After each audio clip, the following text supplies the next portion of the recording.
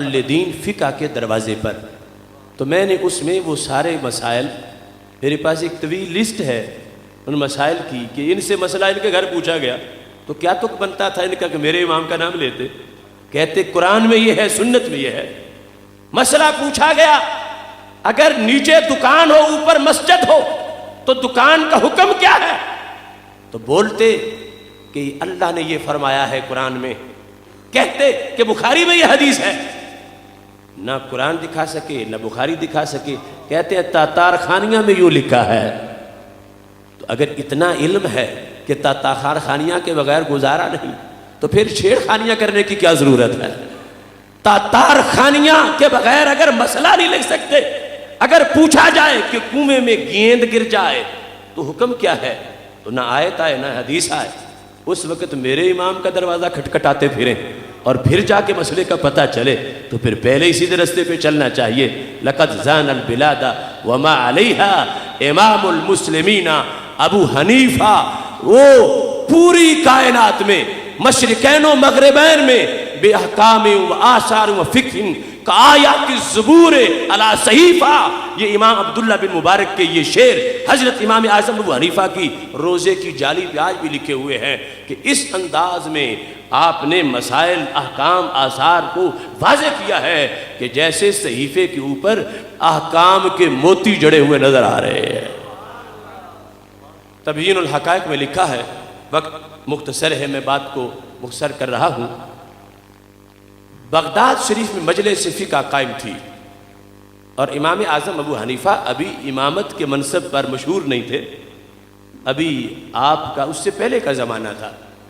تبیین الحقائق شرح کنز الدقائق میں ابو جعفر دوانکی کی مجلس فقہ تھی، علم کا بڑا عروج تھا، اور بغداد ویسے بھی عقل العرب کا مقام رکھنے والا شہر ہے، مہد السلام، مدینۃ السلام والاسلام، روضۃ الاولیاء، مہد الصالحین، یہ سارے لقب ہیں بغداد شریف کے، اور علم کی ندیاں ساری اسی ایریے سے، صرف، نحو اور قرات اور تجوید اور کتابت اور ریاضی اور فقہ اور علم حدیث، حجاز کے بعد یہ بصرہ، کوفہ، بغداد، اسی عراق کی سرزمین سے علوم کے سارے چشمے نکلے، وہاں مجلس فقہ قائم ہے۔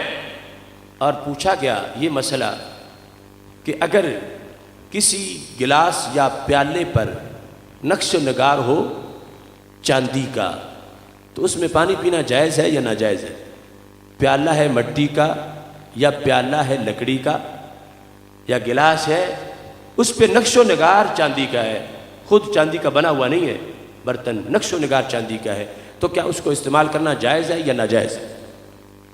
جتنے ائمہ بیٹھے تھے سب نے کہا مکروہ ہے، اس کا استعمال مکروہ ہے۔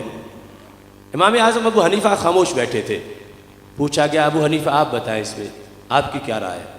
فرمایا میرا اس سے اتفاق نہیں جو تم کہہ رہے ہو، اس کی دو صورتیں ہیں، ایک صورت میں پانی پینا مکروہ ہے اور دوسری صورت میں پانی پینا مکروہ نہیں ہے۔ تو انہوں نے کہا یہ دو صورتیں آپ نے کیسے بنا لی؟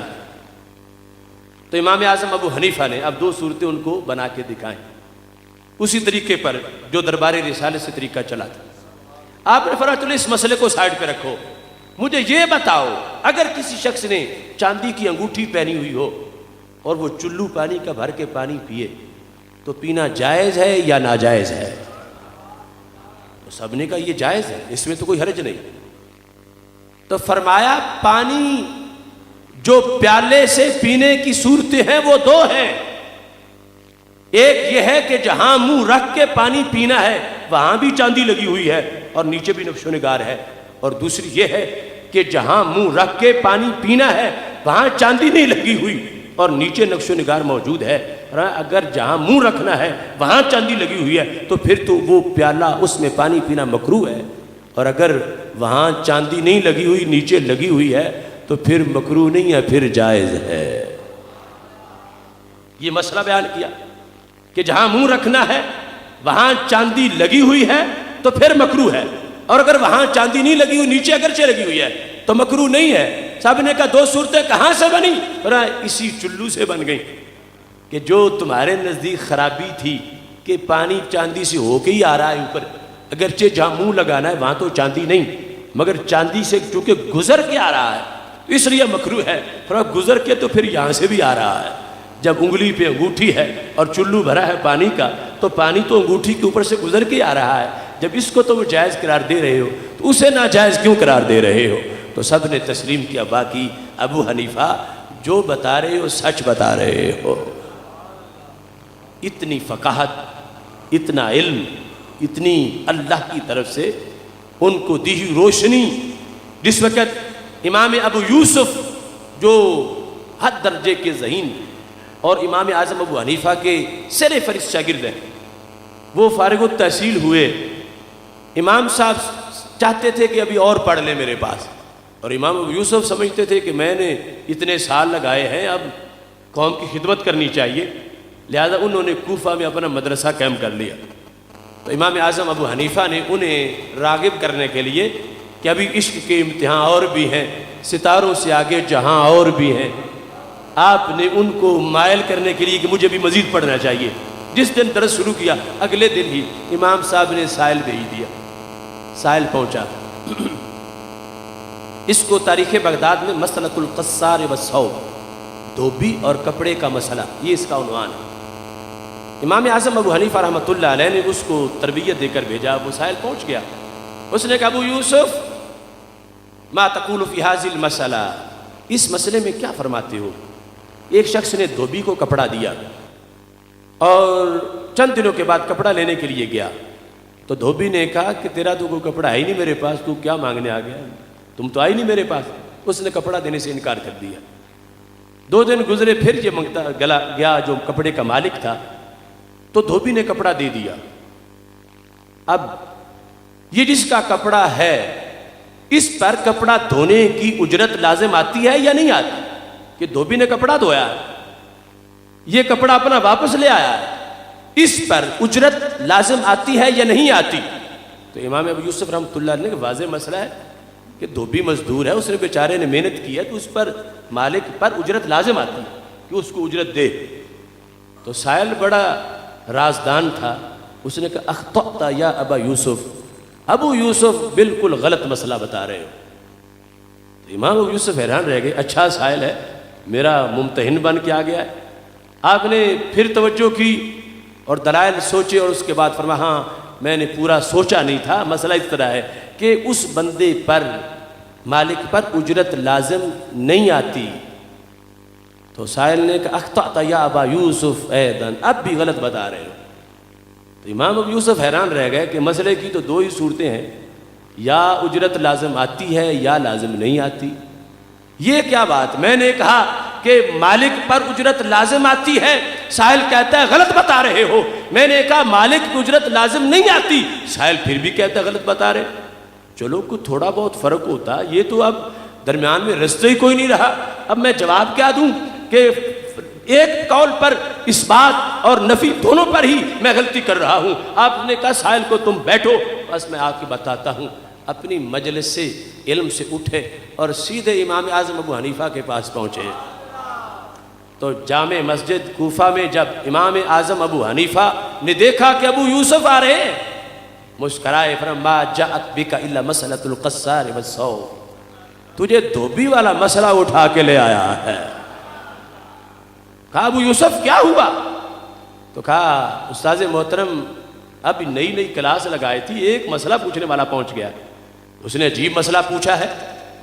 اس نے کپڑے کا مسئلہ پوچھا ہے. دھوبی کو ایک بندے نے دیا، پھر لینے گیا، صورتحال اس نے بیان کی.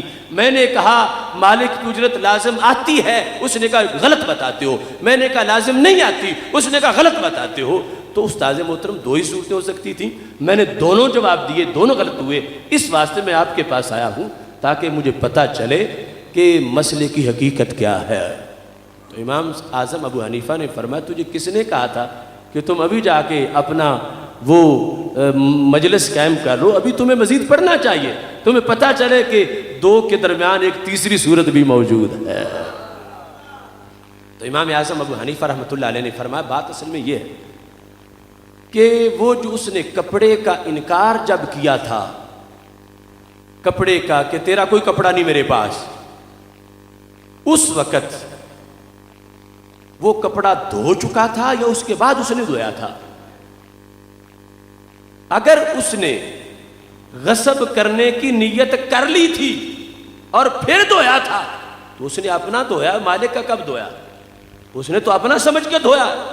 اگر کپڑے کو غصب کی نیت کرنے سے پہلے دھو چکا تھا تو پھر مالک کا دھویا ہے، اور اگر پہلے غصب کی نیت کر چکا تھا اور پھر دھویا ہے تو پھر اپنا دھویا ہے، مالک کا نہیں دھویا۔ اس واسطے یہ دیکھنا پڑے گا، پھر جا کے حکم بیان کیا جائے گا۔ اگر غصب کی نیت کر چکا تھا تو پھر مالک کی اجرت لازم نہیں آئے گی، اور اگر غصب کی نیت نہیں کی تھی اور دھویا تھا پھر مالک کی اجرت لازم آئے گی۔ یہ دو صورتیں ہیں جن کو سامنے رکھو گے تو پھر جا کے فقاہت کا حق واضح ہوگا۔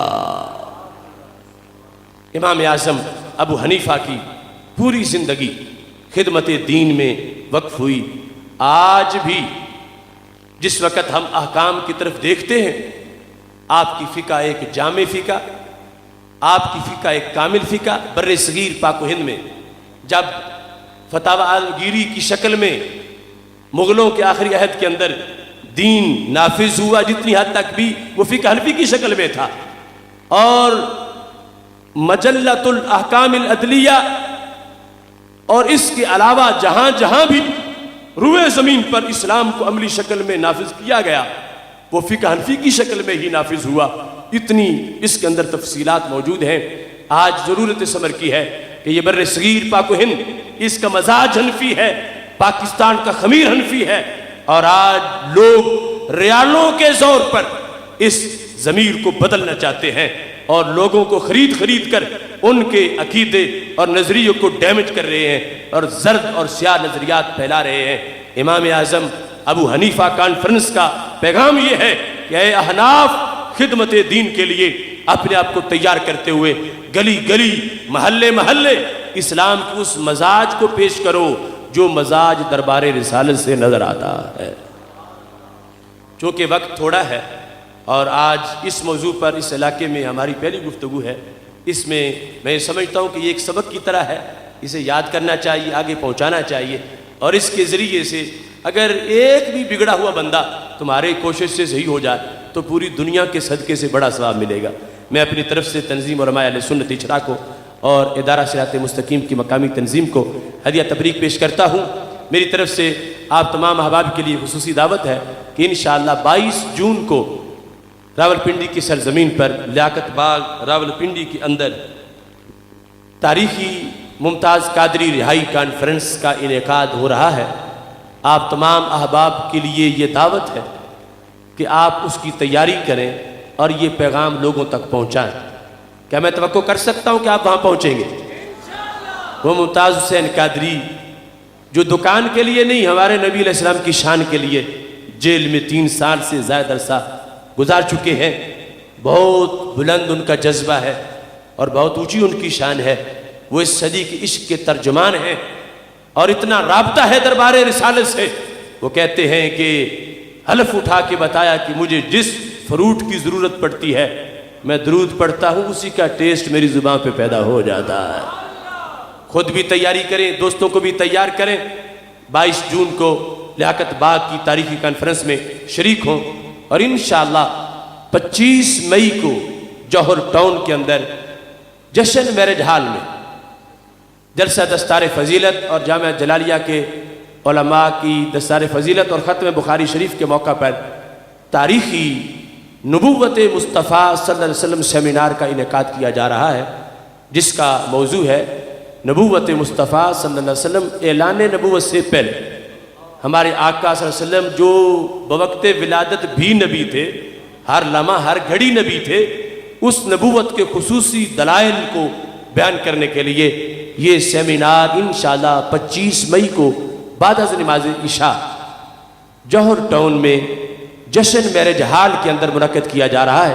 آپ تمام احباب کو اس کی دعوت دی جا رہی ہے، اور اس کے علاوہ جامع مسجد الرحیم میں ادارہ صراط مستقیم کا دفتر موجود ہے، جاوید مارکیٹ میں بھی دفتر موجود ہے۔ آپ تمام احباب یہاں جو اس وقت بھی یعنی ان دنوں کے اندر بھی ہمارے فامدین کورس کی کلاس مسجد الرحیم میں جاری ہے، علامہ فرمان علی جلالی صاحب اور دیگر مدرسین اس میں روزانہ پڑھا رہے ہیں۔ ماہنامہ فکر مستقیم کو بھی آپ ضرور پڑھیں، ہر مہینہ میں جو ضرورت ہے عصر حاضر کی اس کے مطابق رائے وزڈم اور ایک ڈوز جو ہے وقت کی وہ تحقیق کے ساتھ پیش کی جا رہی ہے۔ اب آگے شعبان کا مہینہ آ رہا ہے تو لوگ جو ایک ٹیڑھی سوچ والے ہیں وہ پہلے سے شروع ہو جائیں گے کہ شب برات کا کوئی ثبوت نہیں ہے، شب برات کو جاگنا جائز نہیں، نفل پڑھنا جائز نہیں۔ تو ہم ہر مہینے کے لحاظ سے جو ضرورت ہے قوم کو کہ شب برات کا ثبوت کیا ہے اور اس کی عظمت کیا ہے، حیثیت کیا ہے، ہر مہینے کے لحاظ سے مضامین فکر مستقیم کے اندر شائع ہوتے ہیں، اور وہ بھی مسجد الرحیم سے آپ کو اور جامعہ کے دفتر سے آپ کو مل سکتا ہے۔ اللہ تعالیٰ آپ سب کا حامی و ناصر ہو۔ وآخر دعوانا الحمد للہ رب العالمین۔